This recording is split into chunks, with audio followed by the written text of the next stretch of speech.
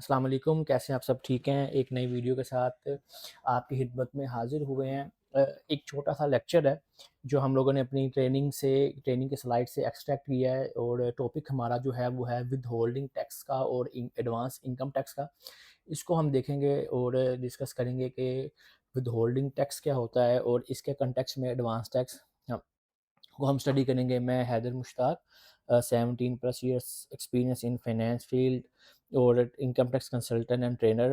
अब आपके लिए जो है एक छोटी सी वीडियो लेकर आए हैं हम लोग, जिसमें हम लोग डिस्कस कर लेंगे प्रैक्टिकल एस्पेक्ट्स के साथ और with reference to income tax ordinance 2001 कि विदहोल्डिंग टैक्स होता क्या है। After attending this video lecture you will be able to understand what is withholding tax, इसका बैकग्राउंड थोड़ा ओरिजिन डिस्कस कर लेंगे, पाकिस्तान के अंदर विदहोल्डिंग टैक्स कैसे काम करता है। इसके अलावा विदहोल्डिंग टैक्स के मद में एडवांस टैक्स क्या होता है, इन दोनों में फ़र्क क्या है, क्या प्रोसेस क्या है विदहोल्डिंग टैक्स का, और इसके अलावा हम ये देख लेंगे कि किस मेथडोलॉजी के यूज़ करते हुए जो है हम लोग विदहोल्डिंग टैक्स करते हैं विद रेफरेंस टू सेक्शन 153। ये स्लाइड्स हमारी ट्रेनिंग की हैं, इसको मैं डिफ़ाइन नहीं करता ताकि हमारी वीडियो जो है वो शॉर्ट रहे। तो direct to the topic, withholding tax के ऊपर हम बात करते हैं। सबसे पहले छोटा-सा इंट्रोडक्शन जो है मैं दे दूँ कि विदहोल्डिंग टैक्स होता क्या है। तो विदहोल्डिंग टैक्स जो है एक ऐसा मैकेनिज़्म है गवर्नमेंट ने बनाया हुआ है कि आप लोगों ने जो अपनी एनुअल लायबिलिटी को डिस्चार्ज करना होता है at the end of the year, तो टैक्स अथॉरिटी ये कहती है कि आप वो टैक्स जो है हमें इंस्टॉलमेंट की शक्ल में विदहोल्डिंग की मद में जो है ड्यूरिंग द ईयर पे करें। तो इसमें जो है 3 पार्टीज़ हमारी इन्वॉल्व होती हैं। एक हमारा बायर इन्वॉल्व होता है, जिसको हम विदहोल्डिंग एजेंट कहते हैं। अभी आप इस चीज़ को ज़हन से निकाल दें कि कोई ट्रांज़ैक्शन विदहोल्डिंग टैक्स के एप्लीकेबल है, नहीं है, कौन-सा बायर विदहोल्डिंग एजेंट होता है या नहीं होता, एडजस्टेबल है, मिनिमम है या फाइनल है। अभी उस चीज़ को आप छोड़ दें, अभी हम जस्ट जो है क ओरिजिनल कॉन्टेक्स्ट जो हम इसका कर रहे हैं विदहोल्डिंग टैक्स का स्टडी कर रहे हैं। तो एक हमारे पास पार्टी बायर आ गई, उसको विदहोल्डिंग एजेंट कहते हैं। अब बायर ने पेमेंट करनी है सेलर को अगेंस्ट द गुड्स और सर्विसेज़ ही रिसीव्ड, तो उसके अगेंस्ट जो है वो सेलर को पेमेंट करेगा, जिसको हम विदहोल्डिंग की मेथोडोलॉजी में विदहोल्डी कहते हैं। उसकी इनवॉइस वैल्यू पे वो विदहोल्ड करेगा और ये जो टैक्स है ये डिपॉज़िट करेगा एफबीआर को। तो मैं ये कह सकता हूँ कि जो विदहोल्डिंग टैक्स है इसमें 3 पार्टीज़ इन्वॉल्व होती हैं। एक हमारा सेलर, ठीक है, जो रेसिपिएंट ऑफ पेमेंट है, जिसने पेमेंट रिसीव करनी है, उसको विथहोल्ड कहते हैं। एक है बायर, जो हमारा पेयर है और जो पे करेगा सेलर को, इसको विथहोल्डिंग एजेंट कहते हैं। और तीसरी पार्टी जो है वो हमारी टैक्स अथॉरिटी है, और पाकिस्तान के केस में हमारी federal government agency federal board of revenue है, जो हमारी इनलैंड रेवेन्यू सर्विसेज के साथ डील करती है। अच्छा, इसका जो अ, आपको थोड़ी-सी हिस्टोरिकल बैकग्राउंड मैं बताऊँ तो इन शॉर्ट वन स्लाइड में ये है कि इसको 1862 में इब्राहम लिंकन की लीडरशिप में इंट्रोड्यूस करवाया गया था। सिविल वार को फाइनेंस करने के लिए विदहोल्डिंग जो सिस्टम था, बाद में इसको डेवलप किया था मिल्टन फ्राइडमैन थे 1943 में। प्रॉपर उन्होंने मैकेनिज्म दिया था, बड़े फेमस इकोनॉमिस्ट थे, ठीक है। सब कॉन्टिनेंट के अंदर, इंडियन सब कॉन्टिनेंट के अंदर जब वो कब आया था, ब्रिटिश गवर्नमेंट के राज में आया था during the world war one, और वो भी बड़ी आप कह लें कि लिमिटेड नंबर ऑफ ट्रांज़ैक्शन थी जिनके ऊपर विथहोल्डिंग टैक्स लगाया गया था, ताकि ब्रिटिश गवर्नमेंट की वर्ल्ड वॉर वन को फाइनेंस कर सकें। तो बेनिफिट्स गवर्नमेंट को ये होता है कि उसके लिए डे टू डे बेसिस पे रेवेन्यू जनरेट होता है और टैक्स एवेजन के चांसेस मिनिमाइज़ होते हैं, और जो कलेक्शन जो है कॉस्ट डिपार्टमेंट के लिए, एफबीआर के लिए, वो रिड्यूस होती है, क्योंकि बायर जो है वो अपने सेलर के बिहाफ पे गवर्नमेंट को जमा करवा रहा होता है, रिगार्डलेस के गवर्नमेंट जो है खुद उसको फॉलो करे और साल बाद जो है उसको ले, जो हम वॉलंटरी डिक्लेरेशन भी करते हैं। और डीमेरिट्स जो है वो आपकी कॉस्ट ऑफ बिजनेस जो है वो इंक्रीज होती है बायर के लिए, या बायर के लिए बीइंग अ विथहोल्डिंग एजेंट। उसके बाद इसको अगर मैं थोड़ा-सा बताऊँ कि ये क्यों ज़रूरी था, तो सबसे पहली चीज़ थी कि टाइमली रेवेन्यू की कलेक्शन के लिए गवर्नमेंट को डे टू डे अपने लॉ एंड ऑर्डर पे अगर चाहिए, गवर्नमेंट फेडरल एम्प्लॉइज़ की सैलरी के लिए, पेंशनर्स के लिए पैसे चाहिए, ठीक है? या इनको इंफ्रास्ट्रक्चर डेवलपमेंट के लिए पैसे चाहिए, तो डे टू डे उनका जो है रेवेन्यू कलेक्ट होता है। फिर इसके जो टैक्स एवेजन के चांसेस जो हैं वो कम होते हैं, क्यों? क्योंकि क्या होता है कि रेसिपिएंट जो है वो जब पेमेंट रिसीव करता है, और उसके अगेंस्ट बायर जो है उसके बिहाफ पे एफबीआर को जमा करवा रहा होता है, तो एक रिपोर्टिंग मैकेनिज्म क्रिएट होता है, वो आगे चल के मैं आपको डिस्क्राइब भी करूँगा, जिसकी वजह से आपके टैक्स एवेजन के चांसेस जो हैं वो कम होते हैं और आपकी जो मॉनिटरिंग या स्क्रूटनी लेवल है एफबीआर का वो इंक्रीज़ हो जाता है। ठीक है? कंप्लायंस बिल्कुल इसी तरीके से कंप्लायंस भी इंक्रीज़ होती है, डॉक्यूमेंटेड होती है, क्योंकि बायर जब सेलर का जमा करवा रहा है तो बायर ने अपनी डॉक्यूमेंटेशन करनी है, सेलर अपनी करेगा और एफबीआर दोनों के ऊपर चेक एंड बैलेंस रखेगा। तो कहाँ कहीं पे अगर कोई किसी किस्म की कोई कमी-पेशी हो तो वो जो है वो पॉइंट आउट हो जाती है उनके ड्यूरिंग द ऑडिट, और जिसकी बेस पे बाद में फिर हमें नोटिस भी आते हैं।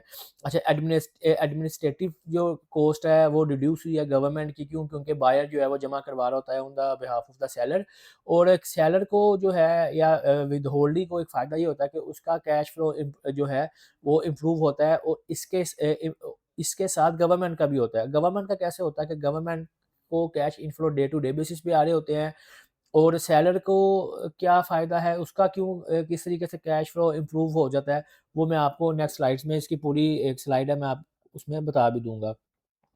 तो जो विथहोल्डिंग टैक्स है, अगर ये ना होता, अगर विथहोल्डिंग सिस्टम ना होता, तो गवर्नमेंट के लिए जो टैक्स कलेक्शन थी वो 12 महीने बाद जाके होनी थी, जब आपने डिक्लेरेशन करनी थी at the end of the year, ठीक है? टैक्स के एवेजन के चांसेस इंक्रीज़ हो जाने थे। फिर उनके पास एनफोर्समेंट, जो एफबीआर की एनफोर्समेंट टीम है, उनकी कॉस्ट काफ़ी इंक्रीज़ हो जानी थी। उनके पास इतनी मैन पावर नहीं है अभी भी, जिसके मुकाबले में जो उनके पास नंबर ऑफ टैक्स पेयर्स हैं।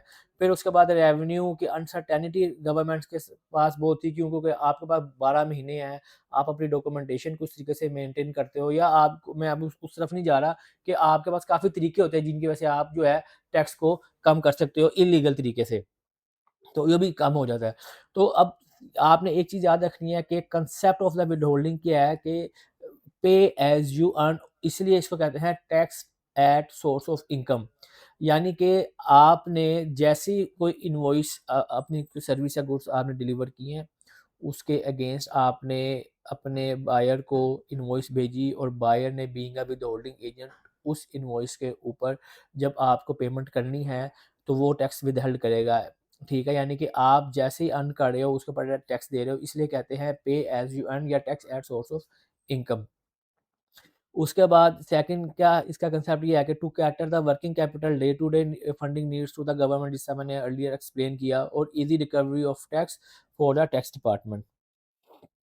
अच्छा, अब पाकिस्तान के अंदर जो विथहोल्डिंग है वो सप्लाई के ऊपर भी है, सर्विसेज़ के ऊपर भी है, चारों प्रोविंसेस में पीआरए के भी अपने रूल हैं, एसआरबी के, बीआरए के, केपीआरए के, तो सेल टैक्स में भी होता है और इनकम टैक्स में भी है, और ये ट्रांज़ैक्शन वेरी करता है। तो अभी ये इस वीडियो में जो है हम लोग इनकम टैक्स को डिस्कस करते हैं। अच्छा, अब विथहोल्डिंग जो टैक्स है ना, वो हम लोग डिस्कस करेंगे बाय अप्लाइंग द 5 डब्ल्यूज़, ठीक है? कि विथहोल्डिंग टैक्स की ज़रूरत क्या थी, ये होता क्या है? रिगार्डलेस मैंने आपको थोड़ा-सा पीछे डिफाइन भी कर दिया। हू इज़ विथहोल्डिंग एजेंट, कौन है जिसने विथहेल्ड करना है, कब करना है, कैसे करना है और किससे करना है? ये सारा हम जो है डिस्कस करेंगे। But before we are going to apply 5 डब्ल्यूज़ कांसेप्ट, इसमें मैं आपको एक दफ़ा बताता चलूँ कि we need to understand the process of withholding tax. इसमें मैंने आपको बताया कि 3 पार्टीज़ होती हैं, एक होता है सेलर, एक होता है बायर और एक हमारी पार्टी है एफबीआर। ये इनडायरेक्टली इन्वॉल्व होती है। अब बायर सेलर के लिए जो है ये एडवांस इनकम टैक्स है, जो बायर है विथहोल्डिंग एजेंट है उसके लिए ये लायबिलिटी होती है, जो कि बैलेंस शीट में ये करंट लायबिलिटी में रिपोर्ट करता है, और जो सेलर है उसके लिए एडवांस टैक्स होता है, जो अपनी स्टेटमेंट ऑफ फाइनेंशियल पोजीशन के करंट एसेट में शो करता है। तो इसके लिए एडवांस टैक्स है, बायर के लिए जो है वो विथहोल्डिंग टैक्स लायबिलिटी है। अच्छा, उसके बाद जो है इसका प्रोसेस जो है थोड़ा-सा मैं बता देता हूँ कि विथहोल्डिंग टैक्स काम कैसे करता है। देखें, बड़ा सिंपल सा है, नहायत जो है ये ईज़ी चीज़ है, और इनकम टैक्स ऑर्डिनेंस के तमाम बाकी सेक्शंस की निस्बत वर्किंग में जो सबसे ईज़ी है वो विथहोल्डिंग टैक्स की प्रोसेस है, और यही एक चीज़ है सेक्शन 153 जिसके ऊपर सबसे ज़्यादा जो केसेज़ लगते हैं, नोटिसेज़ आते हैं, इसी की हमने रिकंसिलिएशंस बनानी होती हैं, और एफबीआर में केस भी सबसे ज़्यादा इसी सेक्शन के रिलेटेड जो हैं दूसरे सेक्शंस के साथ, इस सेक्शंस के ऊपर हमारे केसेस चल रहे होते हैं। अब देखिए, हमारे पास पार्टी 1 है सेलर और पार्टी 2 है बायर। पार्टी 1 सेलर ने और बायर ने एक सेल परचेज़ की ट्रांज़ैक्शन कर ली।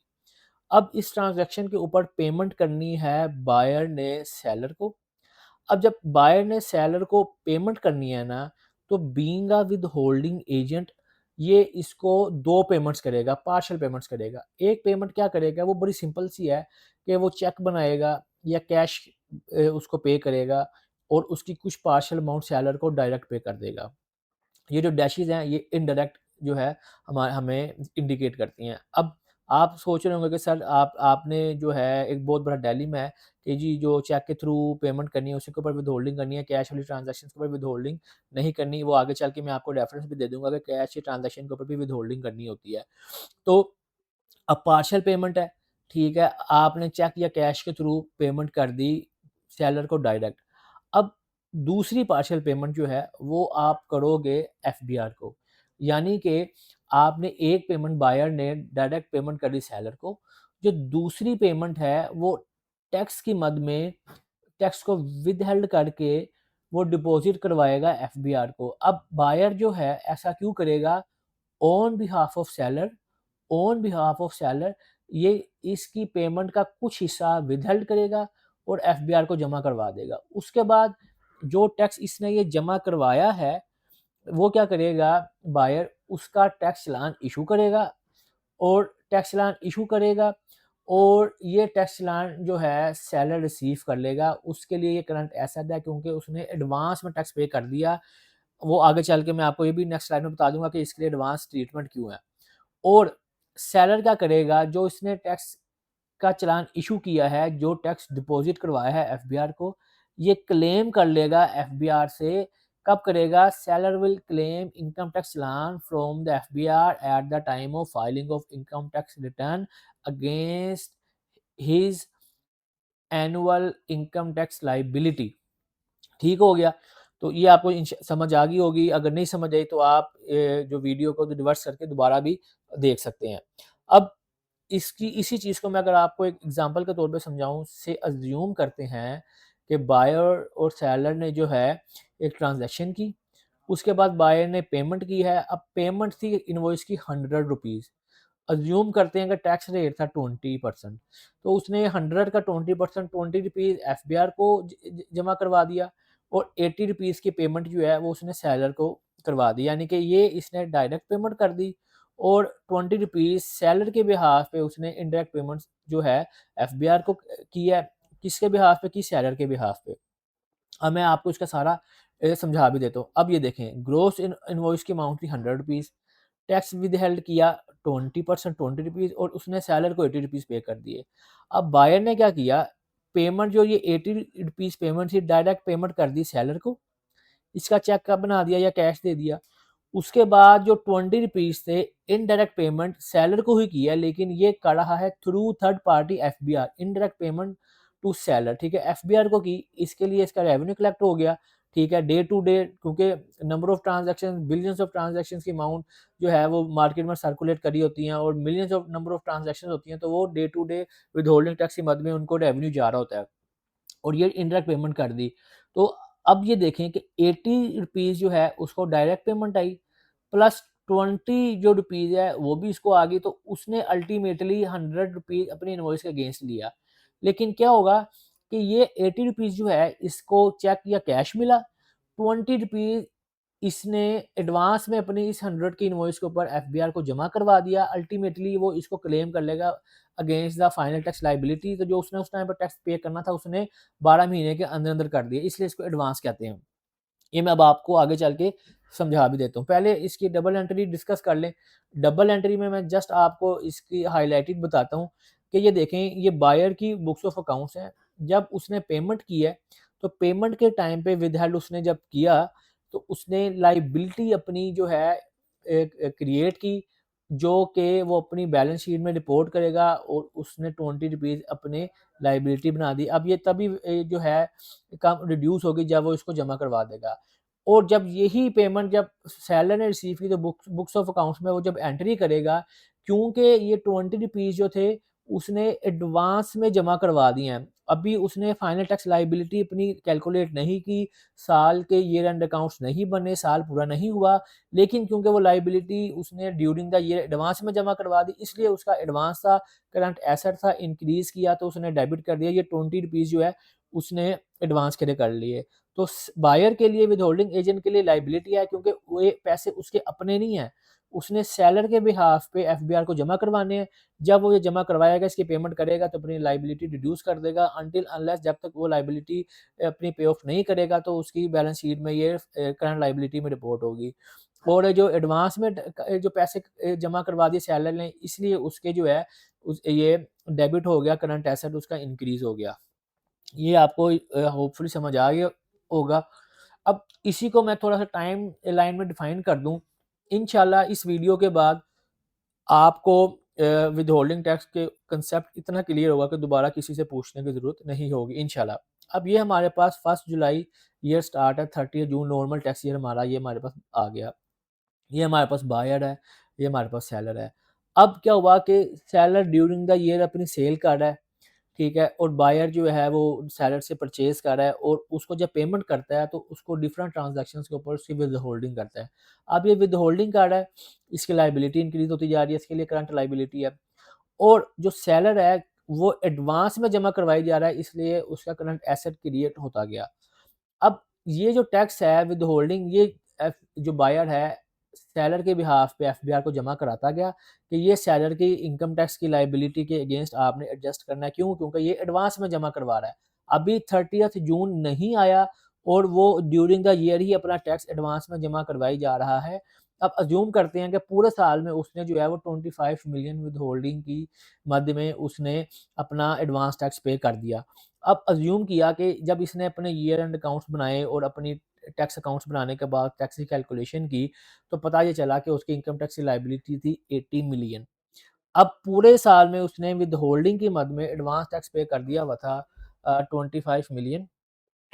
और उसके बाद जो है अब 80 मिलियन जो है उसने पे कर दिया।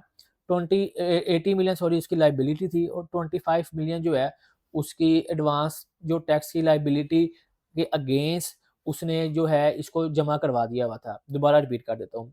एनुअल इनकम टैक्स की लायबिलिटी जब उसने कैलकुलेट की तो 80 मिलियन बनी, हमने अज़्यूम किया। और पूरे साल में जब उसने इनवॉइसेस अपने कस्टमर को दिए, उसके बाद जब उसने पेमेंट रिसीव की तो उसके कस्टमर ने टैक्स विथहोल्ड किया और उसकी एडवांस टैक्स जो है वो जमा करवाता गया एफबीआर को। तो वो अज़्यूम कर लिया 25 मिलियन था।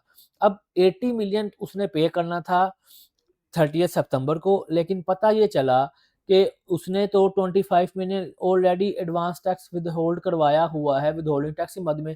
तो 80 में से 25 मिलियन हमने लेस कर दिया, बाकी बचा 55 मिलियन और ये वो जमा करवा देगा। अब आप ये देखें, मैंने क्यों पिछले पीछे डिस्कस किया था कि कैश फ्लो मैनेजमेंट होती है टैक्स पेयर के लिए भी, वो इस लिहाज से कि अब 1 माह में उसने 80 मिलियन का जो कैश आउटफ्लो करना था, जो एफबीआर को जमा करवाना था, एक बड़ी अमाउंट है, ठीक है? कंपनीज़ के बजट होते हैं, उनकी क्वार्टरली फोरकास्टिंग चल रही होती है, तो उसके लिए एकदम बड़ा मुश्किल हो जाना था इतना जो है फंड जनरेट करना।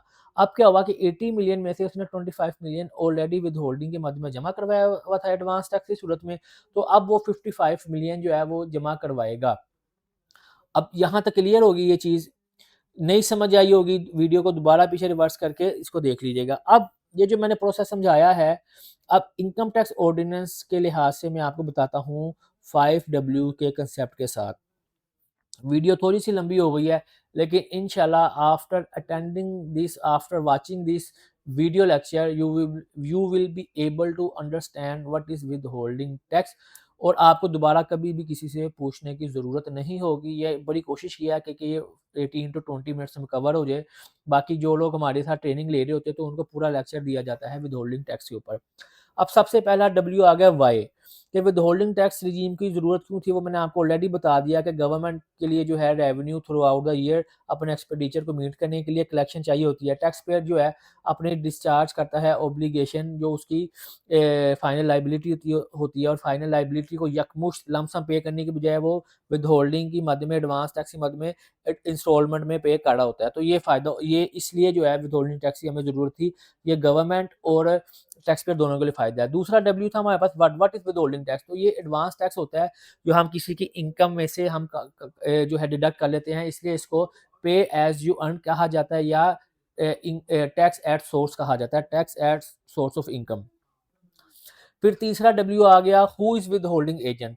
तो सेक्शन 153 का सब सेक्शन 1 में उसने कैटेगोरिकली मेंशन किया हुआ है एवरी प्रिस्क्राइब्ड पर्सन, क्योंकि विद होल्डिंग जो है ट्रांजैक्शन के ऊपर सेक्शन 153 डील करता है। सबसे ज़्यादा नोटिस भी इसी के आते हैं, इसी की रिकंसिलेशन रूल 44 की बनती है, इसी के ऊपर हमने फिर जो है नोटिस भुगतने होते हैं, और सबसे ज़्यादा एफआईआर में केसेस भी इसी सेक्शन के लगे हुए हैं। अब उसने कैटेगरी के लिए मेंशन कर दिया सब सेक्शन 1 में कि every prescribe person making a payment in full, full payment कर रहा है और पार्ट, और चाहे वो पार्शियल पेमेंट कर रहा है, including a payment by way of advance, चाहे वो एडवांस पेमेंट कर रहा है टू अ रेजिडेंट पर्सन। जो रेजिडेंट पर्सन मैंने आपको पिछली वीडियो में बताया हुआ है, आप वहाँ से देख भी सकते हैं जाके कि रेजिडेंट पर्सन कौन होता है, रेजिडेंट नॉन रेजिडेंट दोनों डिफाइन किए हुए हैं। अब यहाँ उसने कहा है एवरी प्रिस्क्राइब पर्सन। अब एवरी प्रिस्क्राइब पर्सन कौन है, इसी सेक्शन के सब सेक्शन 7 के क्लोज आई में उसने डिफाइन किया हुआ है कि प्रिस्क्राइब पर्सन मीन्स। अब मीन्स आ गया, तो मीन्स का मैंने आपको बताया था कि मीन्स और इंक्लूड में क्या फ़र्क होता है। जिस डेफिनेशन में मीन्स आ जाए उसका मतलब ये होता है कि इसके बारे में या इसको वही मीनिंग लगेंगे जो यहाँ पे डिफाइन किए गए हैं, रिगार्डलेस किसी दुनिया के किसी दूसरे कानून में या डिक्शनरी में कोई भी मतलब उसका बताया गया है, लेकिन इसको यही मतलब लगेगा जो इसके बाद बताया गया, क्योंकि मीन्स जो है ये इंक्लूसिव डेफिनेशन के लिए यूज़ होता है, रिस्ट्रिक्टिव होता है। तो जो प्रिस्क्राइब पर्सन है वो फेडरल गवर्नमेंट होगी, कंपनी यानी कि कंपनी आपने आज एसईसीपी में रजिस्टर करवा ली तो वो इटसेल्फ जो है वो बन जाती है आपका विथहोल्डिंग एजेंट। इसके अलावा एओपी पार्टनरशिप बिजनेस आपका जो है वो है आपका विथहोल्डिंग एजेंट। नॉन प्रॉफिट ऑर्गेनाइजेशन है, फॉरेन कॉन्ट्रैक्टर है, कंसोर्टियम और ज्वाइंट वेंचर है, फिर आपका एक्सपोर्टर है, ठीक है। उसके बाद अगर आपकी एओपी है, अगर उसकी जो रेवेन्यू है पिछले किसी भी साल में अगर आपके 100 मिलियन से अबव है, तो वो इटसेल्फ अगले उस साल और आगे आने वाले सालों में जो है आपकी विथहोल्डिंग एजेंट बनेगी, चाहे आगे चल के किसी साल में आपकी 10 करोड़ से इनकम होगी। और same goes for the individual sole proprietor business. अगर आपकी जो इनकम है, जो रेवेन्यू है, वो आपका टर्नओवर या रेवेन्यू या सेल आपकी अगर 100 मिलियन से अबव है पिछले किसी भी साल में, तो आप जो है उस साल से ऑनवर्ड आप विथहोल्डिंग एजेंट है। इसके अलावा अगर आप सेल टैक्स में रजिस्टर्ड हैं और आपकी 100 जो है वो 100 मिलियन से ऊपर है, तो आप जो है वो विथहोल्डिंग एजेंट है। और इसी तरीके से जो आपके आगे बिल्डर्स आ गए या आपके डेवलपर आ गए, वो भी जो है आपके विथहोल्डिंग एजेंट है। तो ये विथहोल्डिंग एजेंट आ गया कि कौन होते हैं, ये वो लोग हैं, ये वो तमाम लोग हैं, ये वो तमाम लोग हैं जो विथहोल्डिंग एजेंट है, और इन्होंने अपने बिज़नेस का जब भी कोई एक्सपेंस करना है, तो उसके ऊपर विथहोल्डिंग करनी है, नहीं तो फिर सेक्शन 21 की कंप्लायंस आपके ऊपर जो है वो लगेगी और आपको कोई कुछ एक्सपेंस जो है वो डिसअलाउ भी होंगे। अच्छा, यहाँ पे इसने ना मैंने चीज़ लिखी हुई है कि sale of goods include a sale of goods for cash और on credit whether under return contract और नोट। अब यहाँ पे मैंने एक छोटा-सा नोट डाला हुआ है सेक्शन 153 सब सेक्शन 7 के क्लोज 3 का।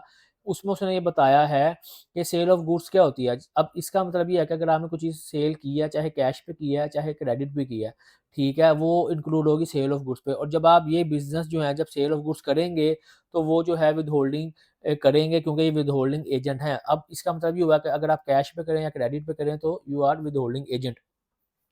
उसके बाद हमारे पास फोर्थ डब्ल्यू आता है व्हेन, कि ये तो हमें पता लग गया कि विथहोल्डिंग टैक्स होता क्या है, करना किसने होता है, लेकिन ये तो हमें बताएँ कि ये करना कब है? विथहोल्डिंग एजेंट ने टैक्स कब विथहेल्ड करना है? तो सेक्शन 158 हमें बताता है कि करना कब है। A person is required to deduct tax from an amount paid by the person at the time amount is actually paid.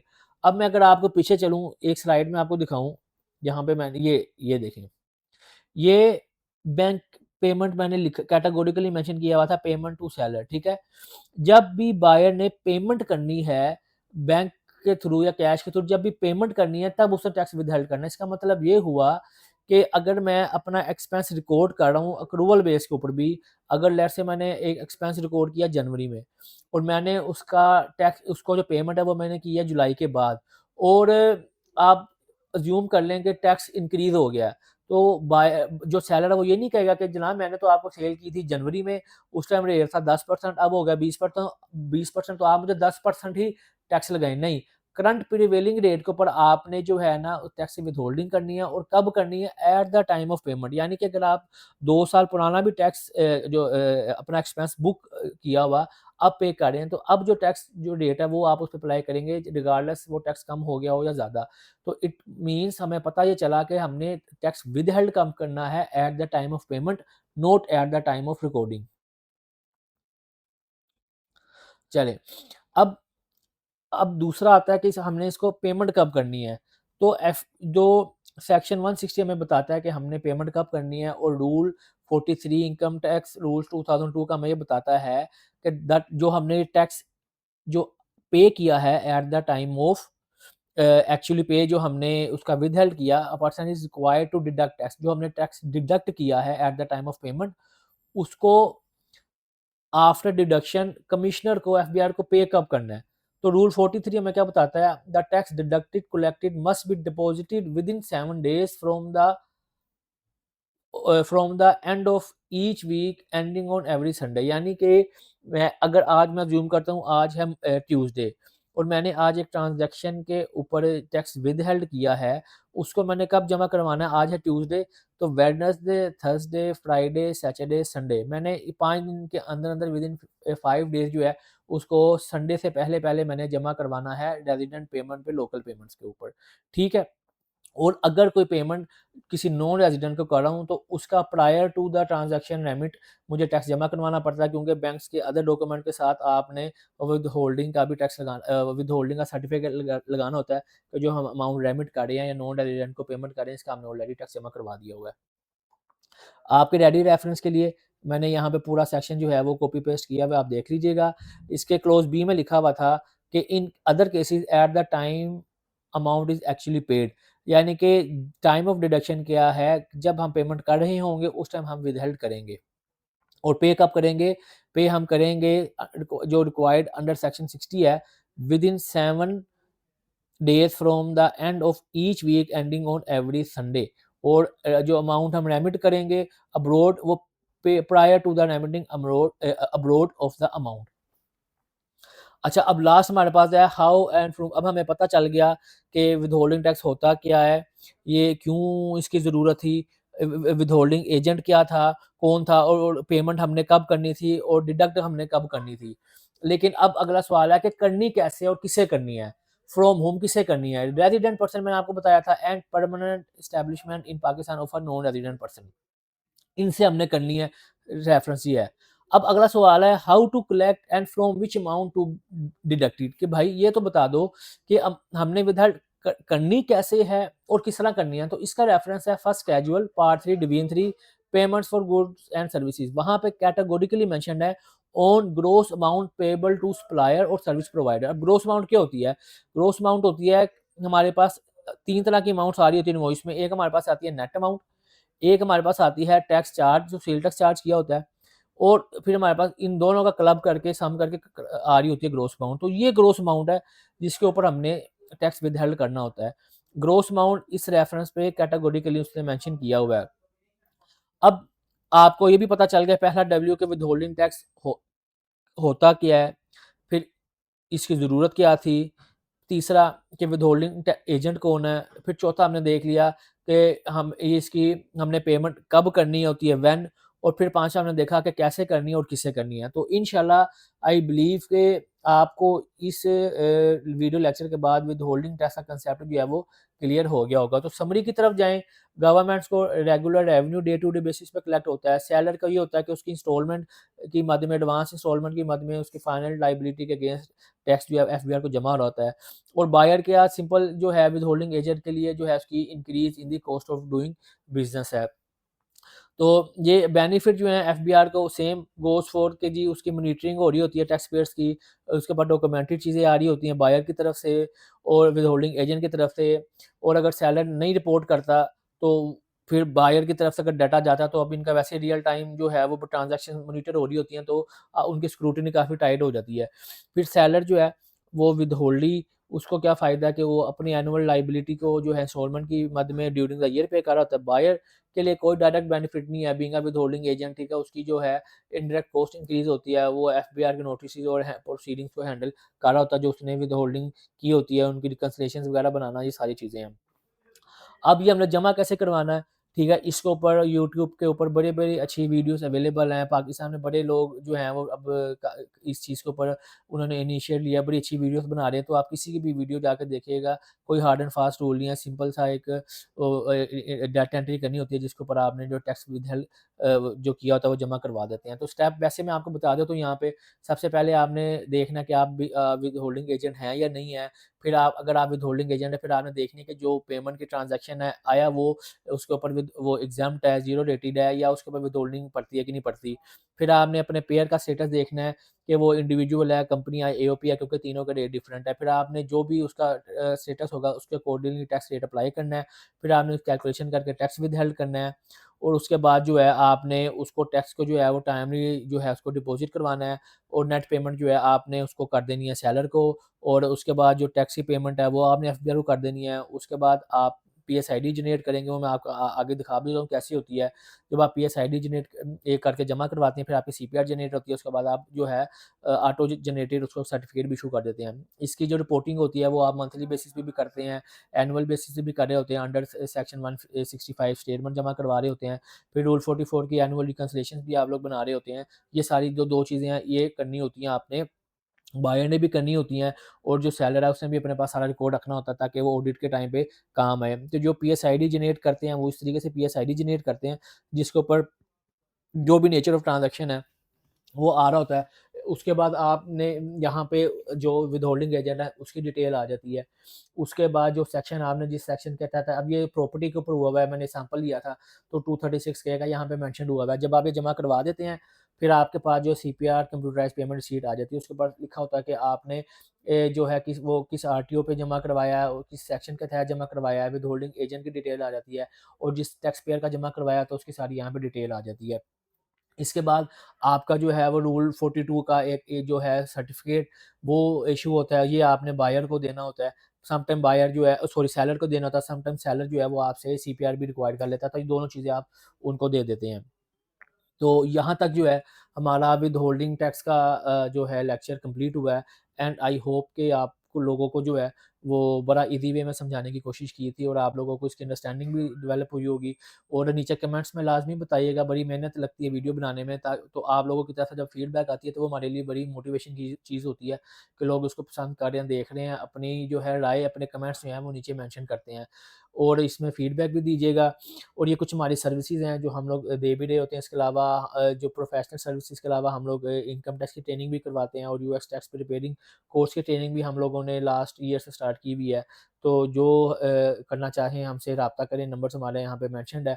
इसके अलावा हम बुक कीपिंग की, मंथली कंप्लायंस की, नोटिसेज़ वगैरह की भी हम जो है देते हैं सर्विस। तो जी नंबर अब आपके पास अवेलेबल है, राब्ता कीजिएगा हमारे साथ। तो thank you for your time and thank you for your interest. इंशाल्लाह नेक्स्ट वीडियो में मिलेंगे। अपनी दुआओं में याद रखिएगा। Thank you so much once again, thank you so much.